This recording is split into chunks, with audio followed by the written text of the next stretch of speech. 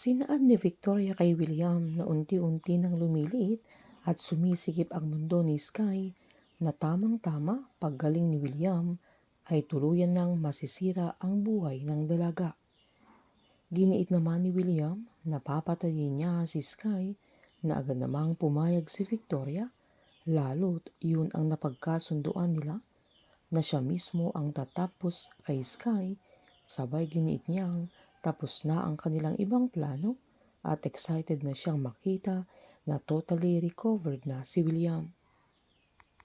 Sa pag-uusap naman nila Tim, Sky at Gino ay giniit ng binata na nakausap na niya yung nagbabantay sa papa niya at paralyzed pa din ito na hindi siya umalis sa higaan nito kaya imposibleng siya ang kumuha kay Z na hiniling naman ni Sky na kung pwede niyang makausap yung appointed security ng papa niya dahil gusto niyang malaman kung sinong bumibisita sa kanya at kung may access pa siya sa cellphone at gusto niyang malaman ang tungkol sa progress niya dahil sigurado siyang may inuutusan siya at may pinapakilo siya na iba na sinusubukan siyang pakalmahin ni Tim, pero sinaad naman ni Sky na ayaw niyang marinig na imposible na ang gusto niya ay may mangyari dahil kailangan nilang iligtas ang buhay ng kapatid niya.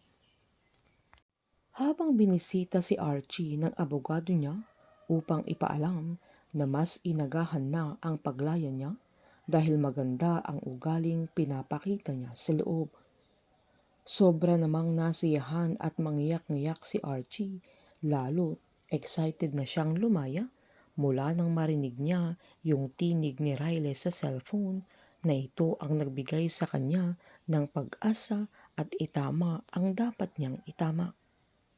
Habang nagsumbatan na naman sila Brandon at Tanya dahil hindi na bumalik yung 12K na pinalabas ni Brandon na pinautang niya na walang kaalam-alam si Tanya na niloloko siya ni Brandon. Galit si Tanya lalo't due date na ng bill nila sa kuryente at tubig na siguradong mapuputulan sila nang sakto namang dumating si Sky kaya sinaad niyang binayaran na niya dahil nakita niya yung bills nila. Umangal pa si Tanya dahil nahihiya siya sa anak niya pero sinuyo siya ni Sky na wag na siyang ma-stress dahil masama sa baby niya. Inaalala ni Tanya ang mga gastusin sa panganganak niya lalo't may edad na siya at ayon sa OB niya ay hindi siya pwedeng manganak kung saan-saan lang. Pinaalalahan niya naman ni Sky na kailangang mag-ingat ni Tanya, sabay naglambing siya sa mama niya para hindi na ito ma-stress.